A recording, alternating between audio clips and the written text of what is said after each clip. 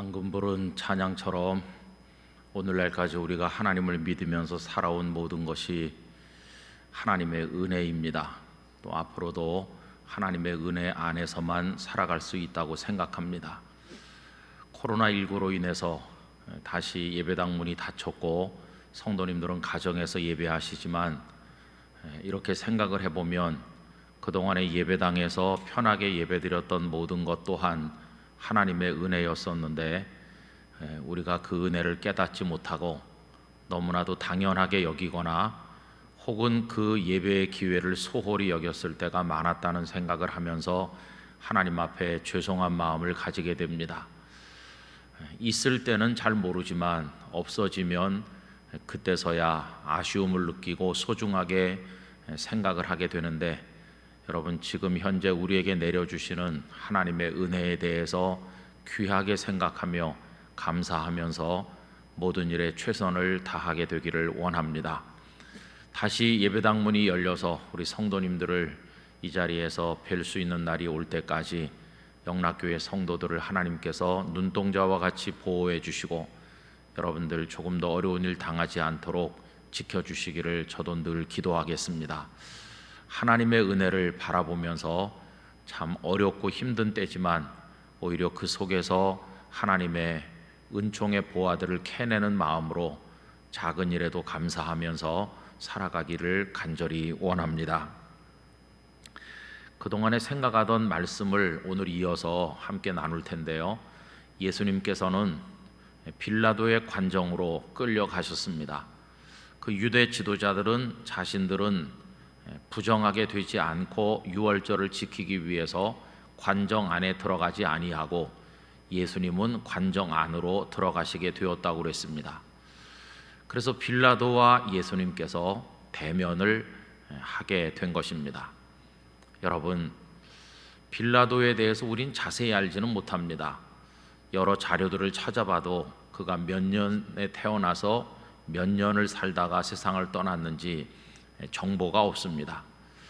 빌라도에 대한 정보가 너무나도 부족하다 보니까 기독교를 비난하는 측에서는 빌라도는 가공의 인물이라고, 기독교인들이 만들어낸 인물이라고까지도 이야기한 적이 있었습니다. 그러나 1961년 가이사라에서 돌판이 발견됐는데 거기 본디오 빌라도의 실명이 기록되어 있고 그가 로마 황제에게 이것을 바친다 하는 내용이 나와 있습니다. 그래서 본디오 빌라도가 실존 인물이었다고 하는 것이 밝혀졌고 여러 사료들에 의해서 조금씩 알려지고 있는데, 그는 유대 총독으로 부임한 5번째 사람이었던 것으로 알려지고 있습니다. 근데 그가 평생을 살면서 대단한 사람들도 많이 만났겠죠. 아마도 그는 로마 황제를 대면한 적이 있었을 것이라고 생각합니다. 황제로부터 임명장을 받고 유대 총독으로 부임하지 않았겠습니까? 그리고 또 로마의 쟁쟁한 명성을 날리는 권력자들이나 혹은 또 뛰어난 학자들이나 내노라 하는 사람들을 이 빌라도는 오며 가며 많이 만났을 것이라고 생각합니다. 어떤 때는 속내가 맞는 사람과 함께 더 큰 권력을 위한 탐심을 나누기도 했을 것이고, 어떤 때는 좀 고상한 인격을 가진 사람을 만나면 자신도 교양 있는 로마의 귀족으로 행동하기 위해서 노력도 했을 것입니다. 그는 처세에 능한 정치인으로서 주어진 상황 속에서 만나는 모든 사람과의 관계 속에서 자기 나름대로 최선을 다했을 것입니다. 그렇게 하는 가운데 어떤 이에게서는 이득을 얻는 적도 있었을 것이고, 어떤 사람을 통해서 또 더 높은 자리로 그가 승진을 했는지도 모릅니다. 그래서 그는 총독의 자리에까지 올랐을 것입니다. 그렇게 무수한 사람들을 만나서 교제하기도 하고 또 그 사람과 자신을 비교해 보기도 하고, 그리고 그 상대를 통해서 뭔가 얻을 게 있나 계산해 보기도 하고, 속내가 맞으면 한편이 될 때도 있고 때로는 갈라서서 적이 될 때도 있고, 그러면서 그는 수십 년을 살아왔을 것입니다. 그리고 모두가 가기를 꺼려했다고 하는 유대 지역의 총독으로 부임하게 된 것입니다. 그런데 그는 그 총독으로 부임한 유대 예루살렘에서 예수님을 대면하게 될 줄 꿈에도 상상하지 못했을 것입니다. 그 예수라 불리는 유대 지도자들에게 끌려온 그 초라해 보이는 죄수가 하나님의 아드님이라는 것을 그가 알았다고 한다면 어떻게 예수님을 대면해야 마땅했을까요? 아니, 자신이 하나님 앞에 서 있다는 사실을 그가 인식을 했더라면 지난 세월에 무수하게 만난 그 많은 사람들과의 만남과 비교가 되겠습니까? 어떻게 보면 빌라도가 예수님 앞에 서 있게 되었다는 것은 그의 평생의 결정적인 순간이고 대단한 기회였다고도 할 수 있습니다. 이 땅에 태어나 사는 무수한 사람들 중에서 예수님을 대면하는 기회를 얻는 사람이 몇 명이나 되겠습니까? 그는 그 예수님을 그렇게 대면한 것입니다. 그런데 너무나도 아쉬운 것은 그는 예수님을 조롱거리 정도로 생각을 했고 유대 지도자들에게 끌려온 약간은 맛이 간 선생 정도로 예수님을 생각했던 게 틀림없습니다. 그래서 예수님과 빌라도가 마주 서기는 했었지만은 가는 길이 달라서 엇갈리고 말았고 그는 결국 멸망의 길을 향해 나가게 된 것입니다. 이 땅에 태어나서 한 번 사는 인생인데 그 인생을 한 번 사는 과정 속에서 예수님을 대면한다는 거, 예수님을 만난다고 하는 거, 이게 얼마나 놀라운 일이겠습니까? 이 예배를 같이 드리고 있는 성도 여러분, 우리가 이 땅에 태어나서 지금까지 나이가 몇 살이 되도록 살았든지 간에 우리 앞에도 그분이 나타나셨는데 그분과 엇걸리지 아니하고 그분이 우리의 주님이 되시는 줄을 깨닫고 그분 앞에 엎드리는 사람이 되어서 그분을 주님이라고 부르며 서로 다른 방향으로가 아니라 하나님의 나라를 향하여 함께 갈 수 있게 된 것에 대해서 하나님 앞에 감사하고 또 감사해야 되겠습니다. 여기 빌라도는 그렇게 하지 못하였습니다. 어느 날 그는 귀찮은 마음으로 나갔을 것입니다. 가보니 아직도 해가 뜨려면 멀은 시간인데 바깥이 왁자지껄하면서 웬 죄수 한 사람을 관정 안으로 들여보냈는데 너무나도 머리가 아팠을 것입니다. 그리고 그는 다시 관정 안에 들어와서 예수님에게 툭 한마디 질문을 던지게 되었는데 오늘 본문 33절 말씀을 보시기 바랍니다. 이에 빌라도가 다시 관정에 들어가 예수를 불러 이르되 네가 유대인의 왕이냐? 이렇게 질문하였습니다. 그랬더니 34절 예수님께서 말씀하시기를 이는 네가 스스로 하는 말이냐 다른 사람들이 나에 대하여 네게 한 말이냐. 빌라도가 유대인의 왕이냐고 물었는데 그 질문이 너 빌라도가 스스로 하는 질문인지 아니면 누군가에게 나에 대해서 들은 것을 근거로 해서 하는 질문인지 그걸 예수님께서 역으로 물으신 것입니다. 여러분, 여기 요한복음 본문에는 유대인들이 예수님이 왕이라고 한다는 걸 빌라도에게 말한 게 나와 있지 않습니다. 그런데 누가복음 23장 1절 2절에 보면 그 유대 지도자들이 예수님을 끌고 와서 빌라도에게 세 가지로 고발하는 내용이 나옵니다. 그 속에 자칭 왕이라고 한다 이렇게 말하는 대목이 나옵니다. 제가 그 누가복음 23장 1절 2절을 읽어드리겠습니다. 무리가 다 일어나 예수를 빌라도에게 끌고 가서 고발하여 이르되 우리가 이 사람을 보매 하고 세 가지 고발 내용이 나옵니다. 첫째, 우리 백성을 미혹하고, 둘째, 가이사에게 세금 바치는 것을 금하며, 셋째, 자칭 왕 그리스도라 하더이다 하니. 이렇게 빌라도에게 고발한 내용이 나옵니다. 그러니까 백성들을 미혹하는 것, 또 세금을 내지 말라고 말한다는 것, 그리고 스스로 자신이 왕이라고 주장한다는 거, 이렇게 세 가지를 빌라도에게 말한 것이죠. 여기 요한복음에는 그 내용이 나와 있지 않지만 빌라도는 저 예수라는 죄수가 스스로 왕으로 자처한다 하는 것을 지금 알고 있는 겁니다. 그래서 관정 안으로 들어와서 네가 왕이냐 이렇게 질문을 한 것이죠. 그런데 이렇게 질문을 할 때 빌라도는 마음속으로 가소롭게 생각하면서 예수님을 조롱하는 마음으로 비웃고 있었을 것입니다. 왜냐하면 첫째는 그가 유대인의 왕이라고 한다는데, 여러분 생각해 보세요. 지금 빌라도 총독의 가장 큰 책임이 뭡니까? 유대 지역을 통치하는 책임자로 와가지고 그의 첫 번째 과제는 치안을 잘 유지하는 것입니다. 반란이 일어나지 않고 폭동이 일어나지 않도록 잘 통제하면서 관리하는 겁니다. 그래서 그 유대 백성들이 로마 황제에게 충성을 바치도록 하는 게 이 총독 빌라도의 첫 번째 과제입니다. 그거 못하면 그냥 목이 달아나겠죠. 그러면 스스로를 왕으로 자처하는 누군가가 끌려오면 자다가 벌떡 일어나서 분노하고 흥분해야 될 사람이 바로 이 빌라도입니다. 아니 누가 왕이라는 거야? 이렇게 나와야 되는 거죠. 그런데 그는 오히려 가소롭게 생각했습니다.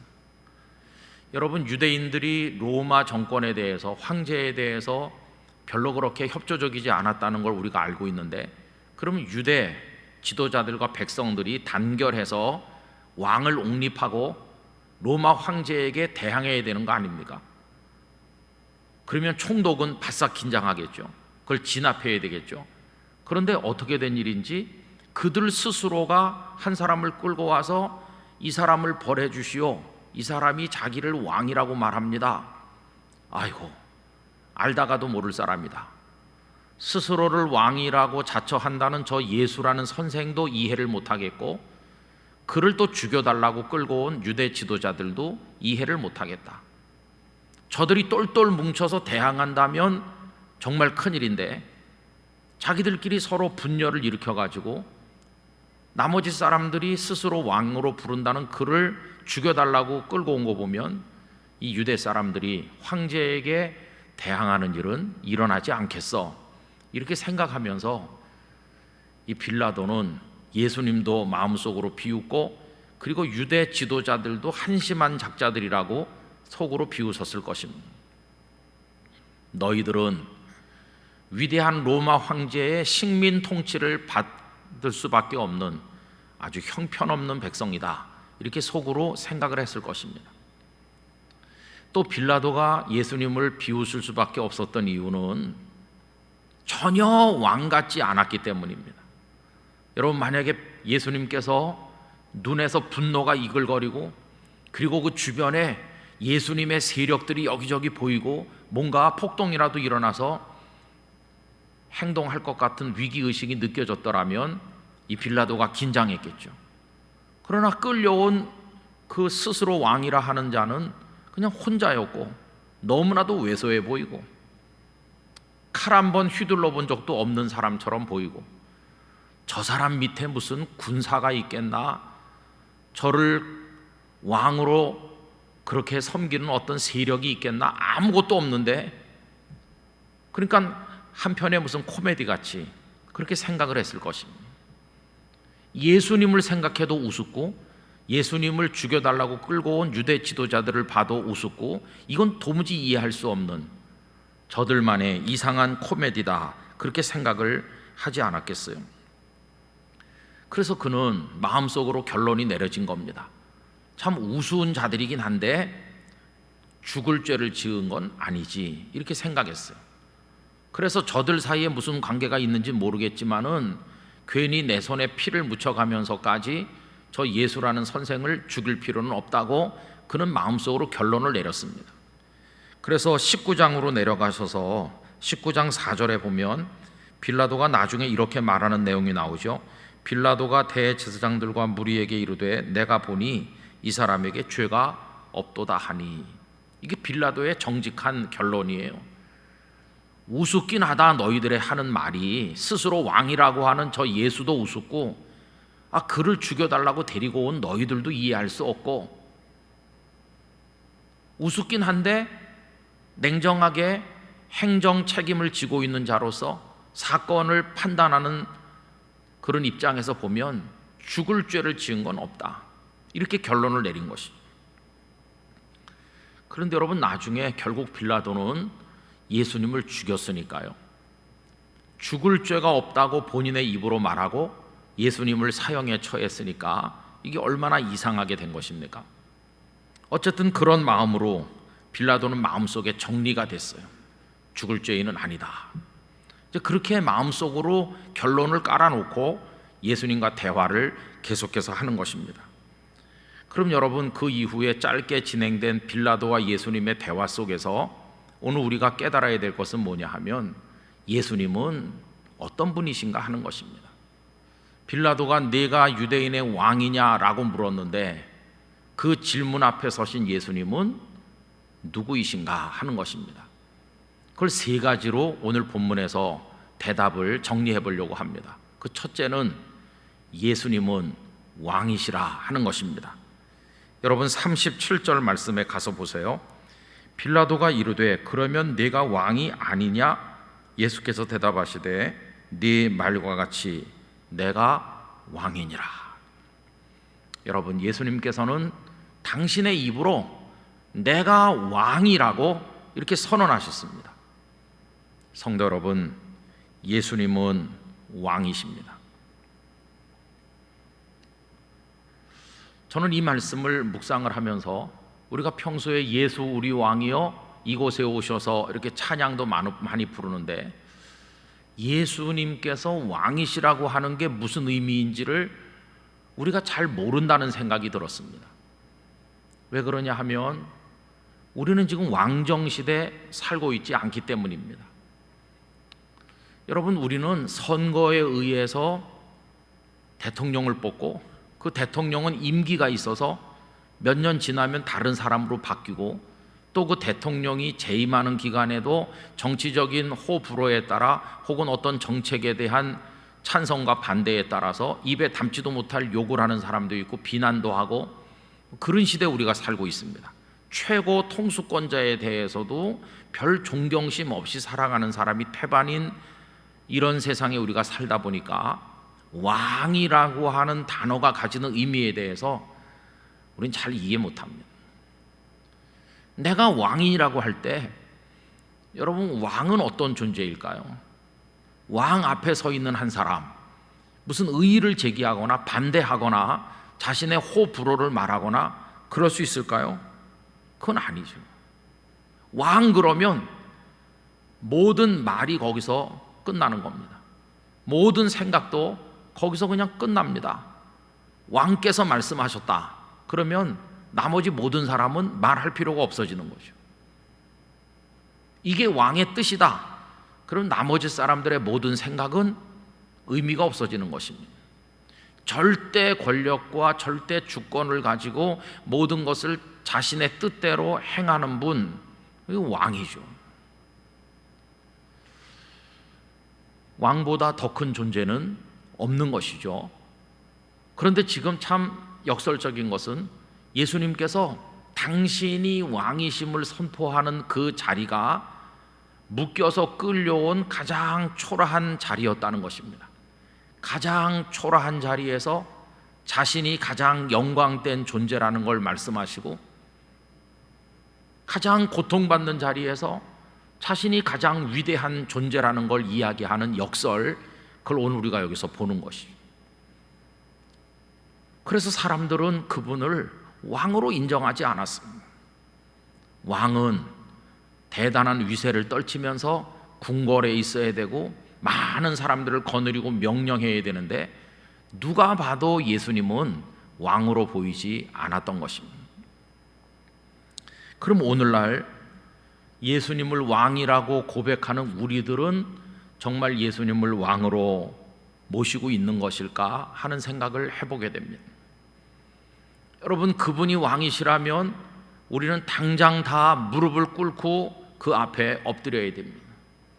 마주 앉아서 협상하듯이 다리 꼬고 앉아서 나 하고 싶은 말 다 늘어놓는 그럴 수 있는 상황이 아닙니다. 정말 예수님께서 우리의 왕이심을 믿는다면 그 앞에 엎드려서 경배와 찬송만을 올려야 될 것입니다. 오늘 우리는 주님 앞에서 너무 군말이 많습니다. 뭐 이러쿵 저러쿵 하는 말이 너무 많다는 생각이 들었습니다. 저부터도 주님을 왕으로 고백하는 믿음이 있나 그런 생각을 많이 했습니다. 우린 너무 많이 내 생각을 주장하고 주님을 원망하고 그분의 왕의 권위를 잘 인정하지 않는 게 너무나 많다는 생각이 들었습니다. 여러분, 오늘 주님께서 하시는 이 말씀을 귀담아 듣기를 원합니다. 주님께서는 내가 왕이니라 이렇게 선언하셨습니다. 빌라도에게만 하시는 말씀이 아니고 우리 모두를 향해서 당신이 왕이시라는 사실을 말씀하시는 것입니다.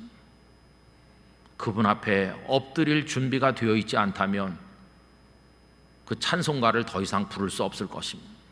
정말로 예수님을 왕으로 고백한다면 그분의 말씀, 그분의 뜻 앞에 절대적 순종밖에는 없을 것입니다. 주님의 뜻이 내가 원하는 뜻과 맞지 않는다 할지라도 불평할 수 없을 것입니다. 왕 앞에 있는 사람에게 요구되는 유일한 태도는 오직 순종밖에는 없기 때문입니다. 여러분, 예수님은 우리의 왕이심을 마음 깊이 고백할 수 있기를 간절히 바랍니다. 두 번째로 이야기할 수 있는 것은 예수님은 왕이신데 이 세상에 속한 나라의 왕이 아니라고 말씀을 하셨다는 겁니다. 36절 읽어보겠습니다. 예수께서 대답하시되 내 나라는 이 세상에 속한 것이 아니니라. 만일 내 나라가 이 세상에 속한 것이었더라면 내 종들이 싸워 나로 유대인들에게 넘겨지지 않게 하였으리라. 이제 내 나라는 여기에 속한 것이 아니니라. 여러분, 예수님께서는 왕이신데 이 세상에 속한 나라의 왕이 아니시라는 것입니다. 주님의 나라는 이 세상에 속하지 않았다고 말씀했습니다. 그럼 여러분, 이 세상에 속하지 않았다는 게 무슨 뜻일까요? 이걸 우리는 두 가지로 조금 세분화해서 설명할 수 있을 것입니다.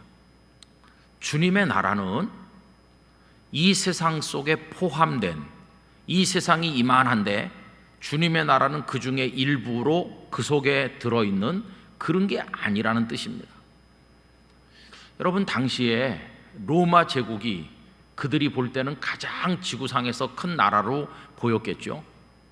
그러나 로마 제국이 세상과 그 크기가 같습니까? 아닙니다. 이 세상은 훨씬 크고 로마는 그 지중해 세계 그 주변에 들어있을 뿐이죠. 로마 제국도 이 세상의 일부일 뿐이죠. 로마가 거기 있던 그때 이쪽에는 중국에도 인도에도 전 세계 구석구석에 많은 부족들이, 많은 민족들이 나라를 세우고 각기 다 있었습니다. 그러니까 로마가 대단한 제국이긴 하지만 이 세상에 속해 있는 이 세상의 일부일 뿐이었죠. 그런데 지금 예수님께서는 내 나라는 그렇지 않다는 겁니다. 이 세상에 속하여 이 세상의 일부로 존재하는 게 아니라는 것입니다. 그럼 주님의 나라는 어떤 나라입니까?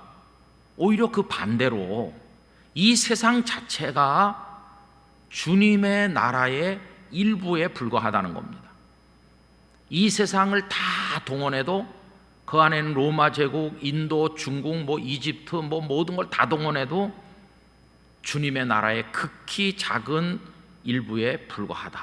그것들이 주님의 나라의 일부인 것이죠.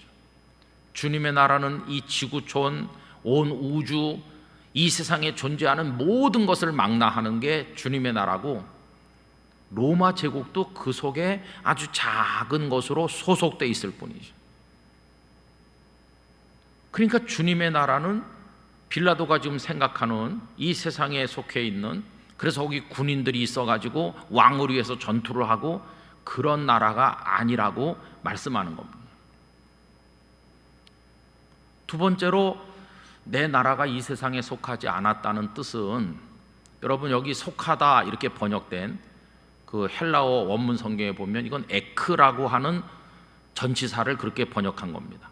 근데 에크는 신약 성경에 수백 번, 800여 번 이상 사용된다고 그러는데 그 뜻이 무엇으로부터라고 많이 사용되죠.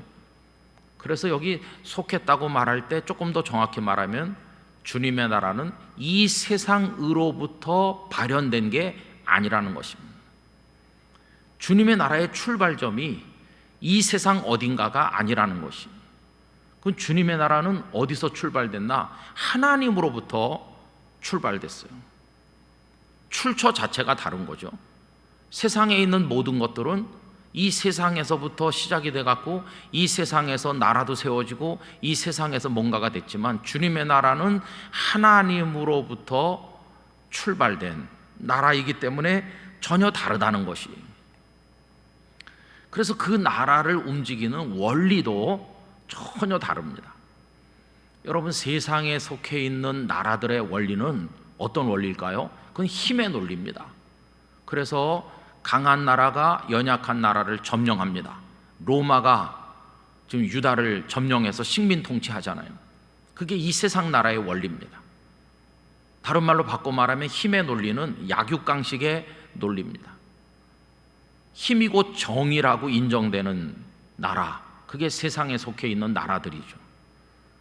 그 원리대로 하면 예수님의 나라가 만약 이 세상에 속해 있다면 힘의 논리가 거기 작용해야 되니까, 그럼 예수님의 그 부하들, 예수님의 군대, 예수님의 종들이 왕이 잡혀가는데 가만히 있으면 되겠어요? 그들이 싸워서 당신들의 왕이 이렇게 끌려가서 넘겨지는 걸 그냥 방치하면 안 되고 싸워서 구출해야 되는데 그렇게 하지 않잖아요. 지금 예수님께서 내 나라가 여기 속한 거라면 내 종들이 싸워서 내가 유대인들에게 넘겨지지 않게 했을 것이다. 그런데 내 나라는 여기에 속하지 않았다라고 말씀할 때 그건 무슨 의미냐 하면은 당신의 나라는 그런 힘의 논리에 의해서 움직이는, 서로 싸워서 누가 더 센지 싸워서 이기고 지는 그런 논리에 움직이는 나라가 아니라는 것입니다. 그럼 주님의 나라는 어떤 원리에 의해서 지배되는가? 주님의 나라를 지배하는 원리가 뭐냐? 이렇게 묻는다면 그게 바로 진리라는 것입니다. 그래서 오늘 이야기가 진리로 연결되는 것을 볼 수 있어요. 37절로 가서 보시면요, 빌라도가 이르되 그러면 내가 왕이 아니냐? 예수께서 대답하시되 네 말과 같이 내가 왕이니라. 아까 여기까지 읽었죠. 내가 이를 위하여 태어났으며 이를 위하여 세상에 왔나니 곧 진리에 대하여 증언하려 함이로라. 진리가 뭔지를 보여주려고 왔다. 진리에 의해서 움직여지는 나라가 어떤 나라인지를 너희들에게 알려주려고 왔다. 여러분, 예수님의 첫 마디 외치신 말씀이 회개하라, 천국, 하나님의 나라가 가까이 왔다 하는 것인데, 그 하나님의 나라의 원리가 바로 진리라는 것입니다. 그래서 그 진리를 알려주려고, 진리의 나라가 있다는 것을 알려주려고, 힘의 논리에 의해서 움직여지지 않는 진리의 논리에 따라서 움직여지는 나라가 있다는 것을 알려주려고 왔다는 것이죠. 그러면 누가 예수님을 왕으로 섬깁니까? 그 끝에 보면 무릇 진리에 속한 자는 내 음성을 듣느니라 하신대. 진리에 속한 사람들은 진리의 나라의 왕이신 예수님을 아는 거죠. 그 음성을 듣는데, 그 진리가 뭔지를 모르는 사람은 진리의 나라의 왕이신 예수님을 왕으로 깨닫지 못하는 것이죠. 여러분, 진리의 원리라고 하는 것이 뭘까요? 세상은 다 힘의 논리에 따라서 강한 나라가 연약한 나라 점령해서 식민지로 만들고, 그 나라 안에서도 힘 있는 자가 계속 올라가고 거기 밟혀서 죽고 이러는 원리에 따라서 양육강식의 세상이 되고 있는데, 주님이 말씀하시는 그 나라야, 진리의 나라의 그 진리는 뭘까요? 그 약육강식과 반대입니다. 그게 진리죠. 약육강식은 강한 자가 연약한 자를 물어뜯고 그런 겁니다. 그러나 진리의 나라에서는 강한 자가 연약한 자를 품어주고 섬겨주는 겁니다. 연약한 자를 세워주고 연약한 자를 격려합니다. 그리고 연약한 자를 구원해 줍니다. 그래서 그 진리를 다른 단어로 바꿔보면 사랑이라고 말할 수 있습니다. 기독교 진리의 핵심은 그래서 사랑인 것이죠. 예수님은 진리의 왕으로 오신 것이고, 다른 말로 바꿔 말하면 사랑의 왕으로 오셔서 약육강식의 이 세상에 속한 나라들만 있는 게 아니라 강한 이가 약한 이를 위해서 희생하고 죽어주는 사랑의 나라도 있다는 걸 보여주려고 오신 것입니다. 그래서 예수님은 지금 당신이 죽는 길을 걸어가시는 겁니다. 왜? 약한 자들, 멸망한 자들, 죄인들을 살리시기 위해서. 당신이 죽어서 그 죄인들을 구원하고 살리는 사랑을 구현하시기 위해서 지금 빌라도 앞에 서 계시는 수치까지도 감수하시는 것입니다.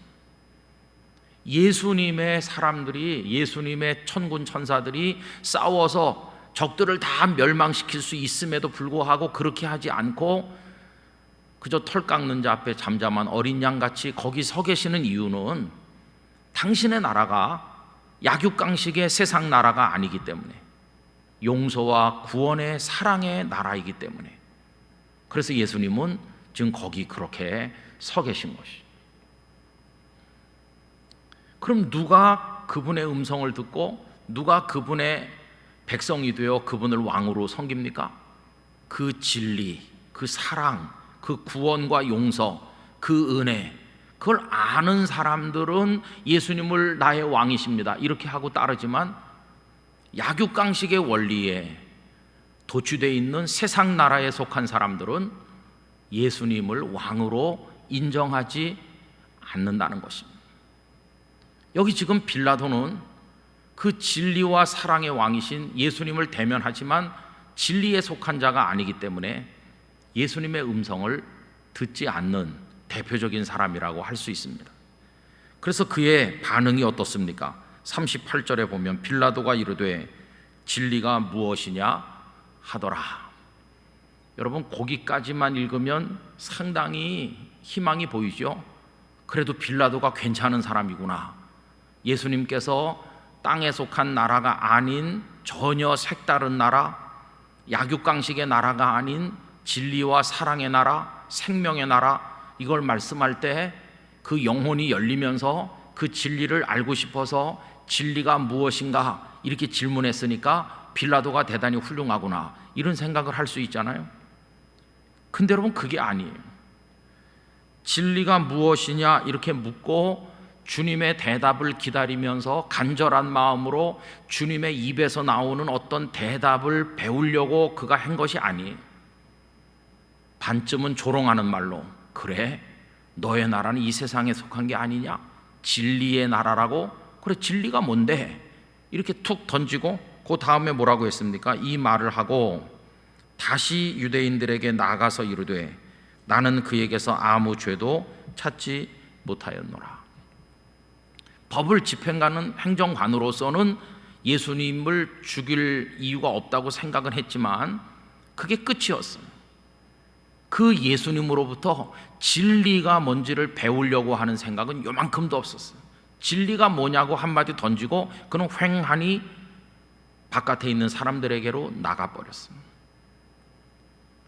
진리가 무엇인가 질문했으면 그분께서 진리를 말씀해 주시기를 기다리고 귀를 열어 들어야 되는데, 진리가 무엇이냐? 그리고 나갔어요. 들으려고 질문한 게 아니라 예수님을 비아냥거리듯 그렇게 한마디 던진 게 전부 다였습니다.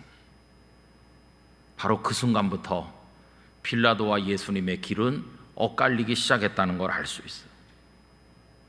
그는 영영 이 세상에 속한 로마 제국, 힘의 논리, 약육강식의 논리만이 판치는 로마 제국, 힘 있는 자는 살고 그렇지 않는 자는 죽는 로마 제국. 그래서 결국 자기 자신도 숙청돼서 비참한 말년을 보내다 죽을 수밖에 없었던 그런 죽음의 나라에 속해서 그렇게 살다 끝나고 말았어요. 그렇다면 여러분, 오늘 우리는 어떻습니까? 우리는 주님을 왕으로 모시는데 세상의 일부가 아닌 오히려 세상을 다 품고 있는 그 거대한 하나님의 나라, 그리고 세상의 원리에 따라 움직이지 않는 진리, 그 사랑과 생명의 원리가 있는 그 나라의 백성으로서 우리는 진리를 가르쳐 주시옵소서 하면서 그 주님의 사랑을 알기를 원하는 마음으로 그분 앞에 무릎을 꿇고 주님의 음성을 듣는 주님의 양처럼 살아가야 될 존재가 바로 우리들인 것입니다. 그런데 여러분, 여기 많은 문제가 이제 노출되는 겁니다. 그렇게 해야 마땅한 우리들인데 현실적으로 보면 교회 몸담고 있는 우리들조차도 세상의 원리에 따라서 살고 있다는 것입니다. 얼마나 우리 속에 힘의 논리가 많이 작용하는지 알 수 없어요. 우리의 기도의 대부분은 그 힘을 나에게 더 많이 달라는 기도. 그래서 이 세상에 사는 동안에 그 힘을 과시하면서 좀 멋있게 살 수 있도록 해달라고 하는 그런 기도가 우리 속에 많이 차 있어요. 한 발은 진리의 나라에 발을 들여놓고 있으면서도 그 나머지는 다 이 세상 나라에 소속된 사람으로 살고 있으니까 거기 우리의 딜레마가 있는 것입니다. 그래서 예수님을 믿는 사람들끼리도 힘이 좀 있어 보이는 사람이 그렇지 못한 사람을 멸시하는 일이 생기기도 하는 것이고, 힘이 좀 있다고 생각하는 순간 교만해지는 것이고, 마치 이 세상 나라에 살다가 세상 나라에서 끝날 존재인 것처럼 전혀 그리스도인답지 못하게 행동할 때도 많은 게 우리들의 모습인 것입니다. 여러분, 여기 지금 빌라도가 예수님 앞에 서 있다고 생각하지 말고 우리 각자가 그 주님 앞에 지금 서 있다고 생각을 해본다면 어떤 대화를 주님과 사이에서 나누시겠습니까? 주님 앞에 어떤 자세로 계실 것이며 주님께 어떤 질문을 드릴 것입니까? 그리고 주님과의 만남이 끝난 다음에 어떤 변화가 우리에게 나타나는 것일까요? 이 빌라도에게는 예수님을 만났음에도 불구하고 아무런 변화도 나타나지 않았습니다. 그는 그저 자기가 힘이 있다고 생각했습니다. 예수님을 살릴 권한도 죽일 권한도 내게 있다. 이 힘의 논리 아닙니까? 이런 힘의 논리를 과시하면서 그는 자기 길을 갔는데 그게 바로 죽음의 길이었습니다.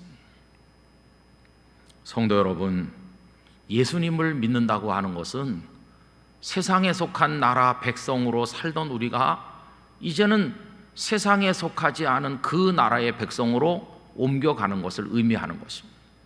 그 이전에는 세상의 왕들 앞에 무릎을 꿇었었지만 이제는 예수님이란 왕 앞에 무릎을 꿇는 존재로 옮기는 것입니다. 더 이상 힘의 논리를 추구하고 그 힘을 복으로 해석하면서 힘을 많이 가지면 복된 사람이라고 하는 생각을 하면서 살던 거기서 완전히 벗어나서 진리 속으로 더 깊이 들어가는 것이 복이고 예수님의 용서하시고 구원하시는 그 사랑의 은혜를 입는 것이야말로 최고의 축복인 줄 알면서 이제 우리도 연약한 자들을 품고 돌보면서 사는 전혀 다른 스타일의 삶을 지향할 때 그게 바로 예수님을 믿는 삶이 되는 것입니다. 그래서 오늘 우리 신앙이 온전치 못하게 되는 가장 큰 이유는 이 진리의 나라로 아직 다 옮겨가지를 못해요. 아직도 세상에 속한 나라의 백성으로 살고 있기 때문에 우리의 언행과 인격과 모든 주님을 따르는 삶에 균열이 일어나고 앞뒤가 맞지 않는 행동을 할 때가 많이 있다 하는 생각을 가지게 되는 것입니다. 성도 여러분, 예수님은 우리의 왕이십니다. 이 세상에 속해 있는 그런 나라가 아닌 그 모든 것을 뛰어넘어 있는 나라의 왕이십니다. 그리고 예수님은 진리의 왕이십니다. 그 진리는 곧 당신을 죽여서 우리를 구원하시는 최고의 사랑 안에서 빛나는 사랑의 진리입니다. 그 나라 백성이 되었으니 우리도 그 나라 백성답게 진리에 속한 자는 내 음성을 듣는다고 했으니까 주님의 음성을 들으면서 주님을 따라가는 진정한 주님의 백성이 되어야만 할 것입니다. 어느 곳에 계시든지 오늘의 말씀을 잘 기억하면서 주님 나라 백성으로 승리하시기를 진심으로 기원합니다. 기도하겠습니다. 거룩하신 하나님 아버지, 우리 주님은 이 땅에 속한 나라로 이 땅의 원리에 따라서 왕노릇 하시려고 오신 분이 아니셨습니다.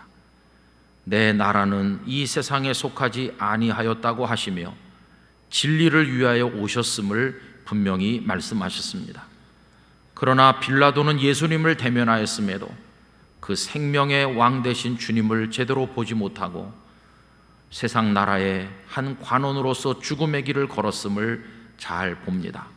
오 주여, 이제 저희들은 주님을 왕으로 모시며 진리에 속한 백성으로 주님의 음성을 듣는 사람으로 그 나라 백성다운 삶을 살아가도록 인도하여 주시옵소서.